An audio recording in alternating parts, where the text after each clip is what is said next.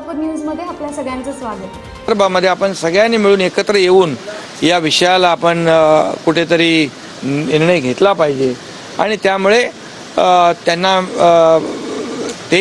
त्यांनी सांगितलं की ओबीसी आणि मराठा समाजाच्या नेत्यांना एकत्र बसवून आपण बैठक घेऊ, तुम्ही बैठकीला या.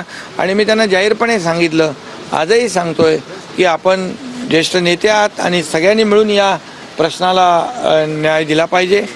देवेंद्र फडणवीस जी जेव्हा मुख्यमंत्री होते तेव्हा त्यांनी मराठा समाजाला आरक्षण दिले, मी त्यांच्यासोबत होतो. आणि हे आरक्षण दिल्यानंतर हायकोर्टात टिकलं आणि सुप्रीम कोर्टामध्ये सरकार बदलल्यानंतर महाविकास आघाडी ते टिकवू शकले नाहीत. जेव्हा जेव्हा मराठा समाजाला न्याय देण्याचा जेव्हा संधी होती तेव्हा त्यांना न्याय दिला नाही.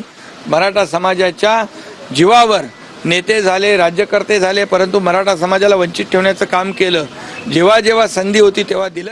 माझं सोलापूर न्यूज या यूट्यूब चॅनलला सबस्क्राईब करा आणि बेल आयकॉन प्रेस करायला विसरू नका.